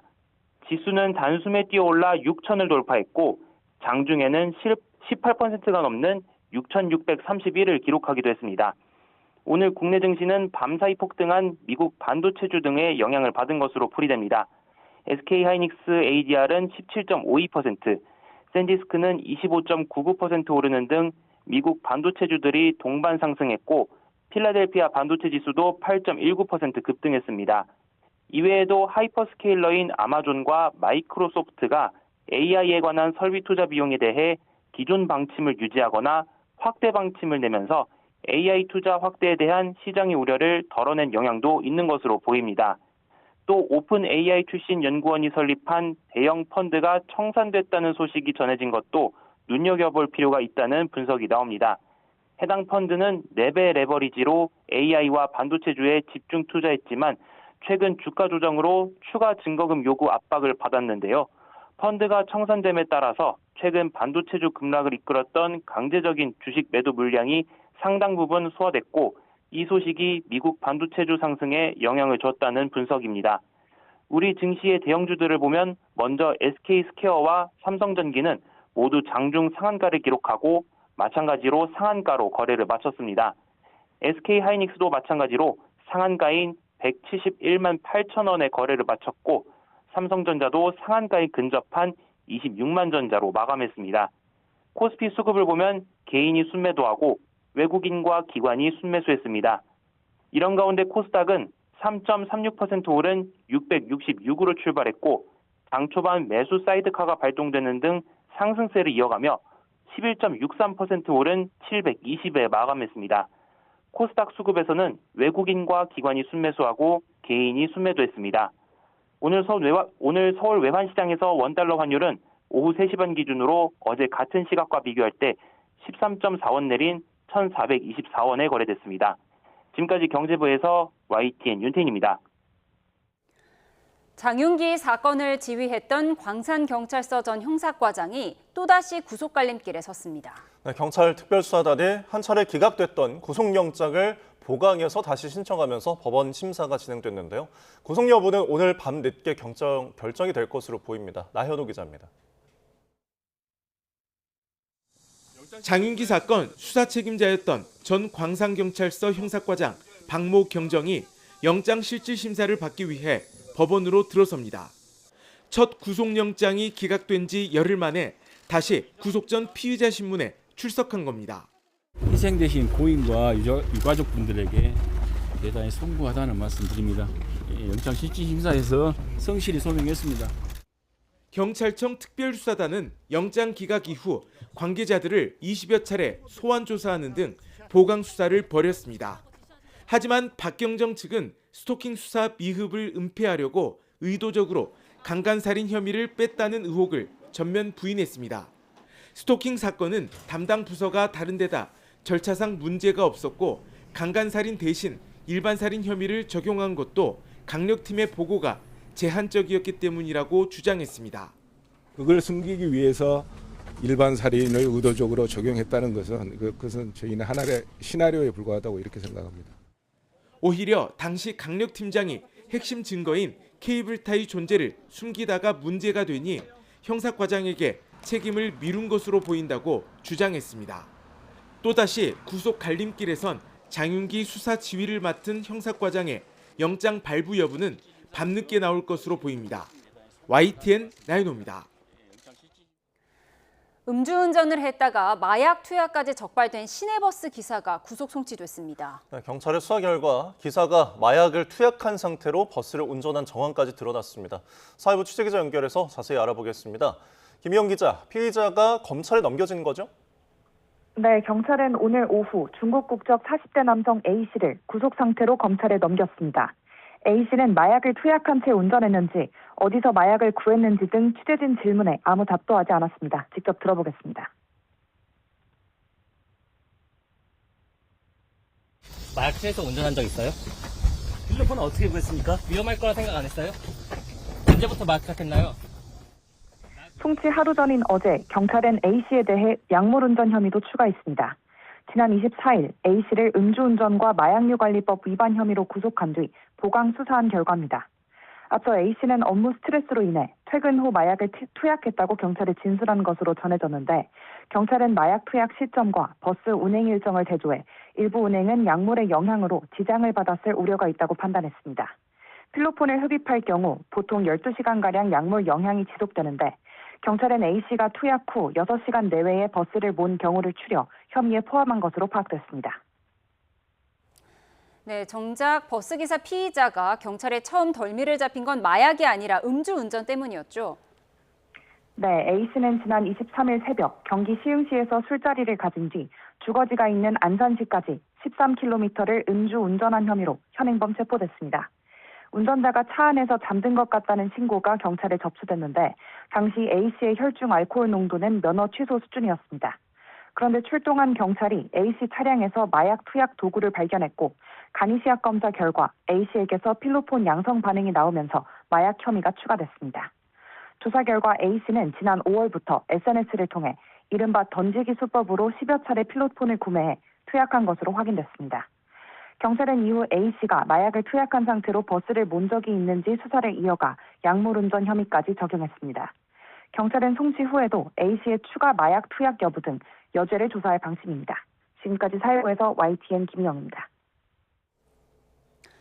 과거 이재명 대통령에 대한 허위 사실을 유포해 명예를 훼손한 혐의로 기소된 모스탄 전 미국 리버티대 교수의 출국 정지 취소 소송을 법원이 받아들이지 않았습니다. 서울행정법원은 탄 전 교수가 법무부 장관을 상대로 낸 소송에서 2차 출국 정지 처분을 각하하고 3차 처분에 대해서는 기각 결정을 내렸습니다. 이번 판결에 따라 탄 전 교수에 대한 법무부의 출국 정지 처분 효력은 다음 달 15일까지 그대로 유지됩니다.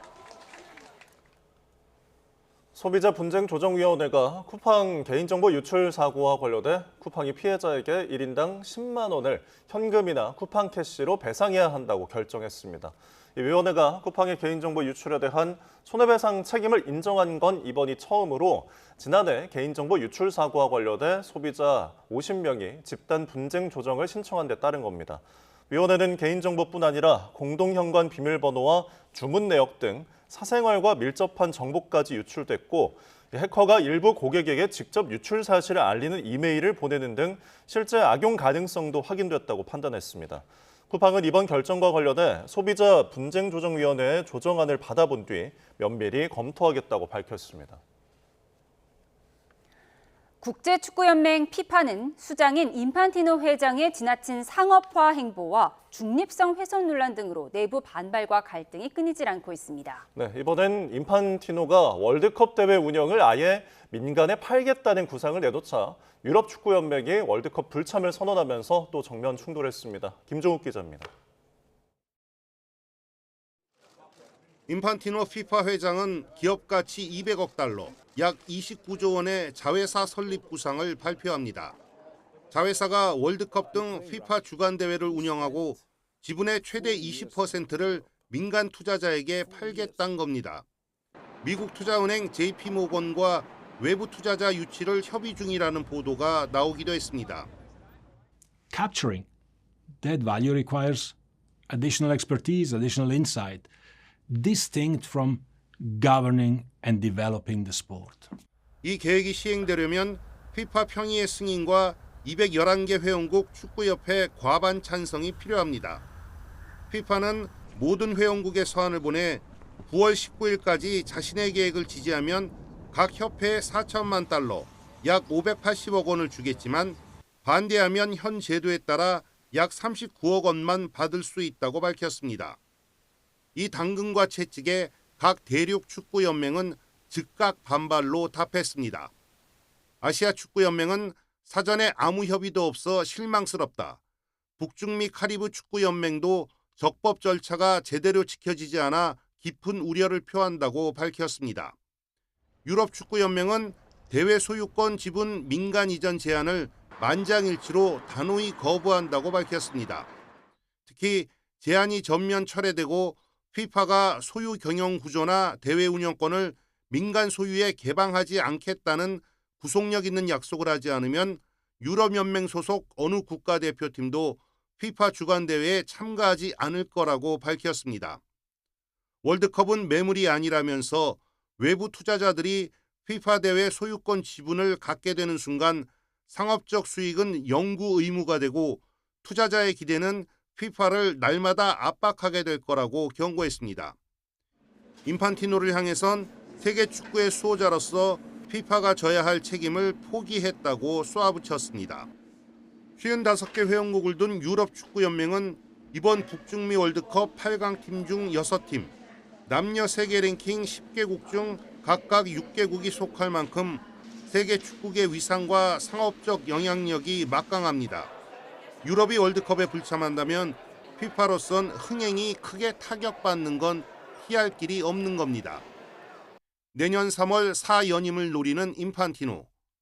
월드컵 출전국 확대와 지나친 상업화, 트럼프 미국 대통령과의 밀착을 통한 FIFA의 정치적 중립성 오염 논란에 사사건건 부딪히며 이미 인내심이 바닥나고 있는 세계 축구계 갈등이 정점으로 치닫고 있습니다.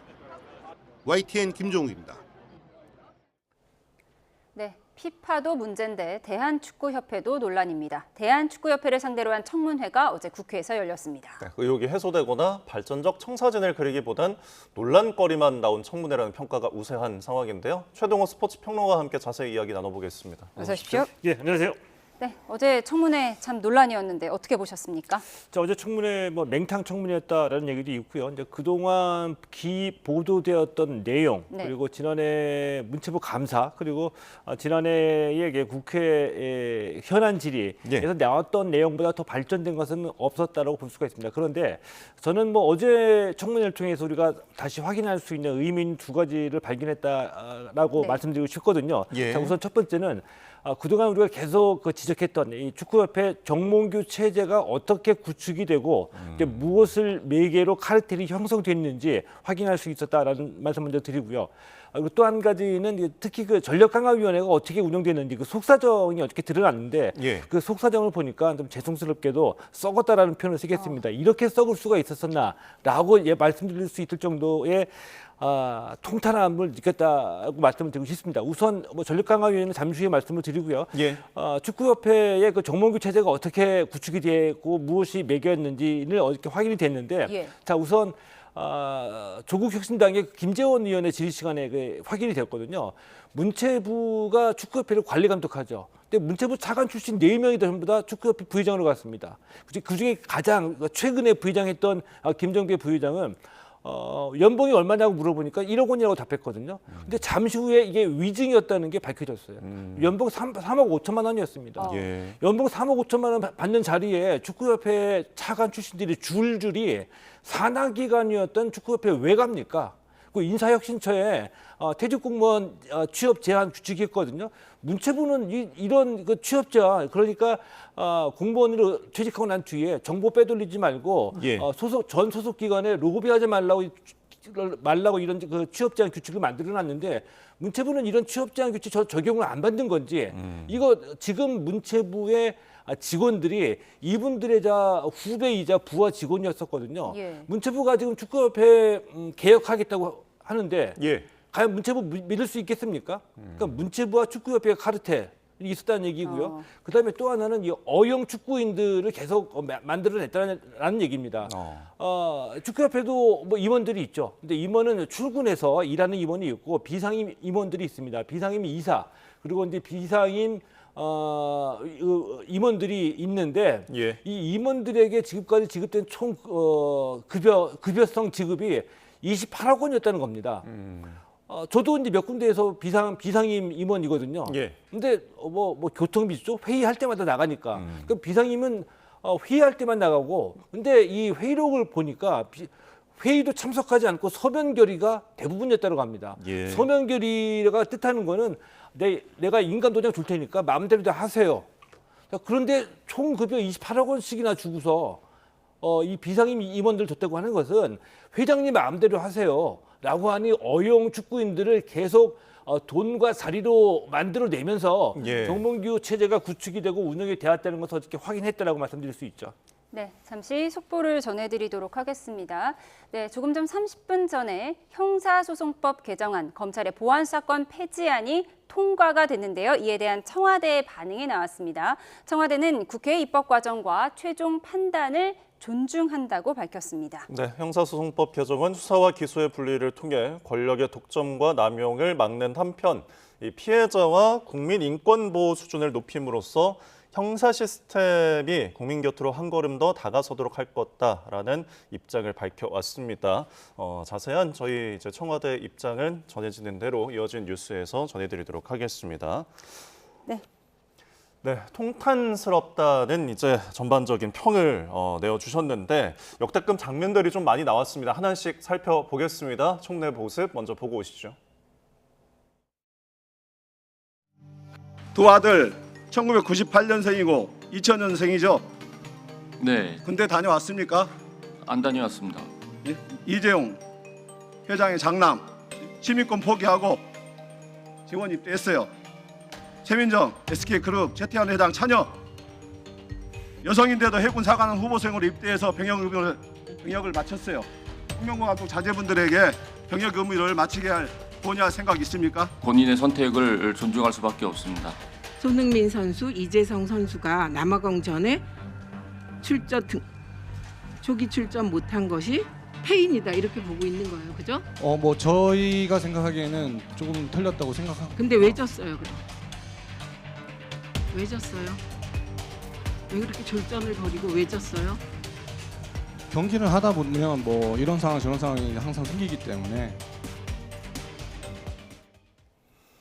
네, 조금 전에 이제 최민희 의원이 왜 졌어요라는 부분을 저희가 또 명장면으로 꼽았는데 최민희 의원이 이게 리더십 문제를 지적하려고 했는데 시간이 부족했던 것이다라고 해명을 하긴 했어요. 좀 일본 언론에서는 우리의 이 청문회를 보고서 좀 지옥 같은 청문회다라는 반응도 나왔는데 좀 어떻게 보셨습니까? 저 장면만 보면 네. 그런 평가가 나올 만도 하죠. 예. 예를 들어가지고 왜 졌냐라고 다그치듯이 물어보는데 저 장면만 보면은 해외 언론에서 야 대한민국은 월드컵에서 지면은 국회에 불려가가지고 책임 추궁당하는구나 이렇게 볼 수도 있는 장면이죠. 그런데 이 최민희 의원의 그 질의의 골자는 핵심은 이제 결론을 내려놨죠.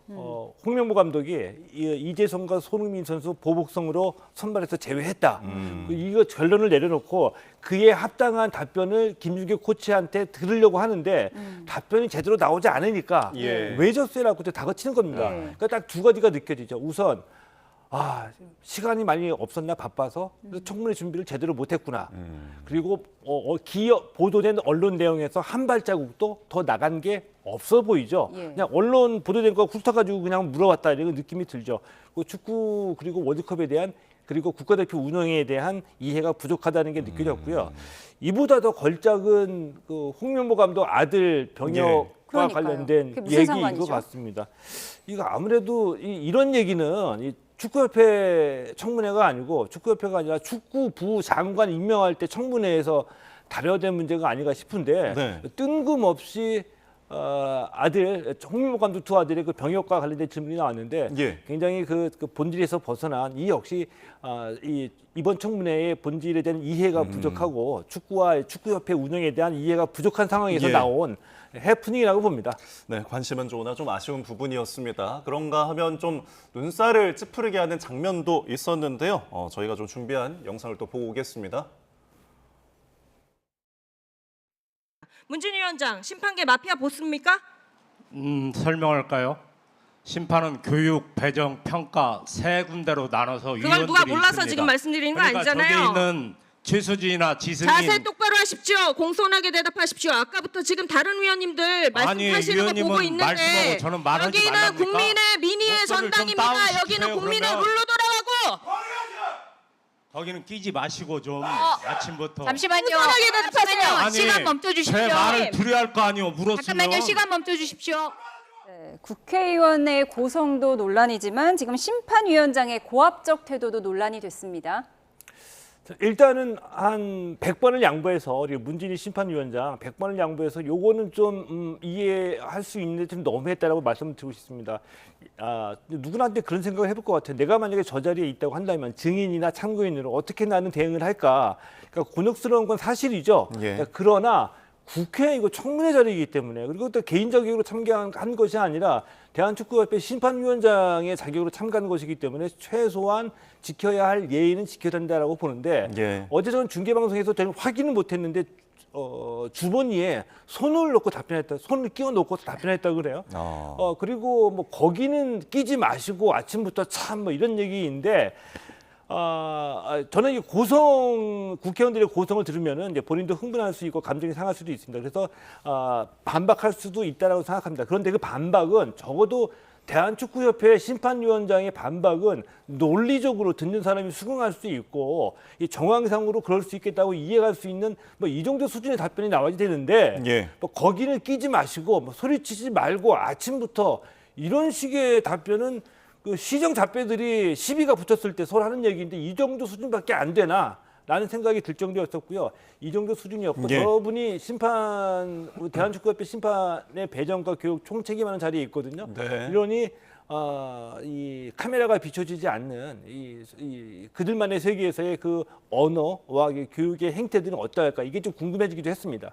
예. 전반적으로 좀 실망스러운 모습들을 저희가 이제 조명을 해드렸고 평을 들어봤는데 사실 그래도 유의미한 장면들이 좀 있었습니다. 그 에이전트와 관련된 부분인데요. 예, 전력강화위원회의 속사정이 드러났다고 말씀드리고 싶은데 예. 이거는 참 제일 미리 말씀을 드리면은 전력강화위원회의 위원들이 국가대표 감독을 뽑는 거잖아요. 예. 그런데 그 위원들이 적어도 5명 이상이 에이전트와 연관이 돼가지고 각자 이 감독을 대표팀 감독을 밀어달라. 이런 역할을 했다는 거예요.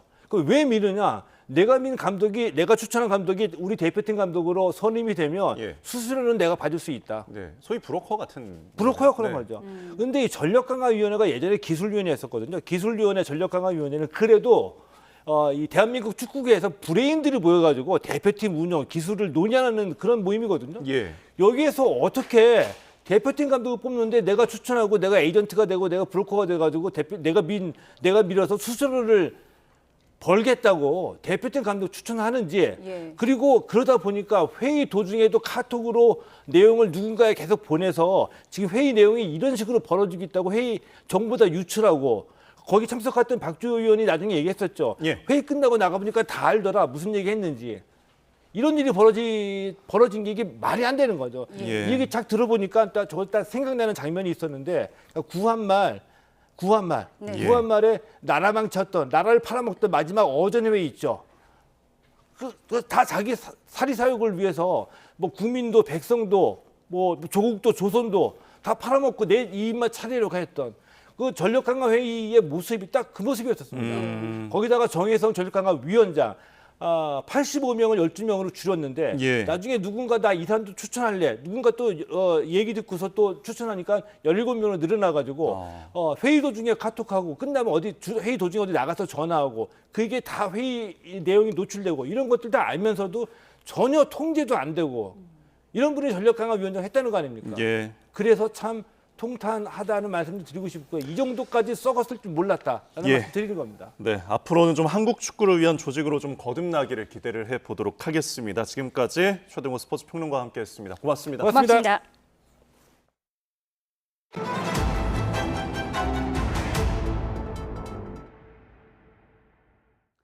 스페인의 모로코 출신의 불법 이민자 수천 명이 한꺼번에 쏟아져 들어오면서 대혼란이 벌어졌습니다. 네, 경찰과 군 병력까지 투입됐지만 속수무책으로 국경이 뚫리면서 유럽 국가 간 외교 갈등으로까지 번지고 있습니다. 김선중 기자입니다. 수백 명이 바다를 헤엄쳐 올라옵니다. 해안가에 세워놓은 철책도 별 소용이 없습니다. 몰려드는 인파에 경찰도 속수무책입니다. He cruzado por la arena al principio desde Castillejo y luego he saltado una muralla. 모로코와 국경을 접한 스페인의 세우타에 며칠 사이 불법 이민자 수천 명이 쏟아져 들어왔습니다. 젊은 사람들은 물론 어린아이와 노인들까지 온 가족이 함께 넘어온 경우도 많습니다. We're happy to be here. It's been a very tough experience to go from the ocean. It was very tough. 인명 피해도 잇따랐습니다. 불법 이민자들이 몰린 바닷가에서는 59구가 추가로 발견됐습니다. 현지 언론들은 최근 스페인 대법원이 바다로 들어온 이주민들을 즉시 송환할 수 없다고 판결하면서 혼란을 부추겼다고 지적했습니다. Es una vergüenza, la verdad. La única manera que veo yo es que España haga como Donald Trump y empiece a deportar. 이민자 사태는 스페인 정치권은 물론 유럽 국가 간 외교 갈등으로까지 번지고 있습니다. 당장 스페인 야당은 국가 안보가 심각한 위기에 직면했다고 비판했고 이민자 정책에 강경한 입장인 이탈리아도 스페인의 잘못된 이민 정책이 드러났다고 꼬집었습니다. 논란이 커지자 스페인 정부는 불법 입국을 막기 위해 모로코와 긴밀히 협력하고 있다고 밝혔지만 혼란은 당분간 계속될 것으로 보입니다. YTN 김선중입니다. 계속되는 폭염에 물놀이장으로 피서 가시는 분들 많으실 텐데요. 네, 서핑과 물놀이를 동시에 즐길 수 있는 곳이 있어 인기를 끌고 있다고 합니다. 현장에 YTN 이슈 리포터 나가 있는데요. 문상아 리포터. 네, 시흥 인공 서핑장에 나와 있습니다. 네, 물놀이장 찾은 피서객이 많습니까? 네, 그렇습니다. 계속해서 푹푹 찌는 더위에 실내에만 있기 답답한 분들 많으실 텐데요. 이곳에서 이색 피서 즐겨보셔도 좋겠습니다. 피서객들은 인공 파도 위에서 서핑도 즐기고 물놀이도 즐기며 더위를 날리고 있는데요. 그럼 피서객의 이야기를 직접 들어보시죠. 물에 들어갔다 나오면 시원한데 또 나와서 일상생활하면 너무 더우니까 걱정돼요. 방학 막바지라 가족들끼리 시간 보내려고 왔는데 즐거웠던 것 같아요. 시흥 웨이브파크는 아시아 최대 규모의 인공 서핑장으로 멀리 바다까지 가지 않고도 서핑을 즐길 수 있는데요. 연일 이어지는 폭염에 평일에도 송수기보다 많은 하루 평균 3,000명 이상이 찾고 있습니다. 입문자를 위한 강습과 열대야를 달래줄 야간 서핑도 가능한데요. 서퍼들은 쉼없이 몰아치는 파도를 타며 무더위를 날리고 있고요. 물살을 가르는 서핑은 보기만 해도 시원합니다. 이곳엔 다이빙장과 워터 슬라이드 등 다양한 놀이시설도 마련돼 가족끼리 찾기에도 좋은데요. 시원한 물속에 몸을 담근 피서객들의 표적엔 웃음꽃이 활짝 피었고요. 도심 물놀이장은 활기찬 여름을 보내는 피서객들로 가득합니다. 네, 축축 처지는 여름, 수상 스포츠로 이색적인 피서 보내보셔도 좋겠습니다. 지금까지 시흥 인공 서핑장에서 YTN 문상입니다.